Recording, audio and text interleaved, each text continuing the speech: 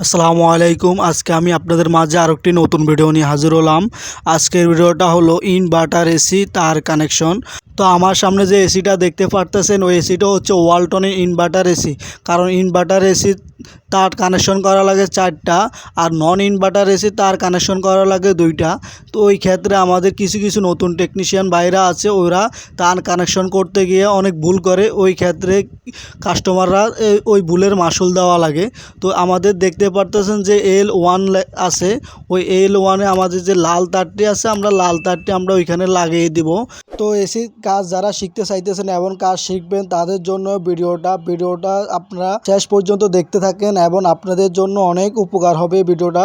ওয়ালটন যে এসিটা দেখতে পারতেছেন আমি কানেকশন করছি, এমনকি গিরি হতে পারে, আপনার মিডিয়া হতে পারে, স্যামসাং হতে পারে।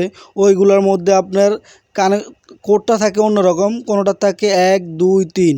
তো আমি যে কানেকশনটা যেভাবে করছি ওইভাবে আপনারা কানেকশনটা করলে কানেকশনটা সঠিক হবে।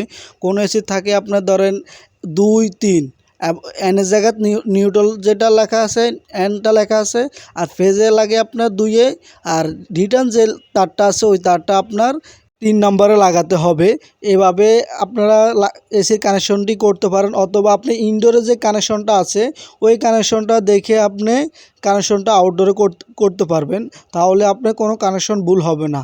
কারণ নন ইনভার্টার হয়েছে আপনার 2 তারের কানেকশন, আর ইনভার্টার হয়েছে আপনার 4 তারের কানেকশন। আপনার যদি কানেকশনটা ভুল হয় আউটডোর চলবে না, এমনকি আপনার ঠান্ডা হবে না। আউটডোর চললে আপনার ঠান্ডা হবে, কারণ তার কানেকশনটা ভুল হলে অনেক সময় ইনডোরে যে পিসিবি আছে পিসিবিটাও নষ্ট হয়ে যায়, এমনকি ইনডোরে পিসিবিটাও নষ্ট হয়ে যেতে পারে। এবং আপনারা যে আউটডোরে যে উপরে যে কানেকশনটা আছে ওই কানেকশন দিকে আপনারা খেয়াল করবেন, কারণ উপরে যেভাবে তার লাগানো আছে কানেকশন করা আছে নিচেও সেমভাবে আপনারা কানেকশন করে দিবেন। এই নিয়মভাবে যদি আপনি কানেকশন করেন তাহলে আপনার কানেকশন কোনো রকমই ভুল হবে না, কানেকশনটা সঠিক হবে।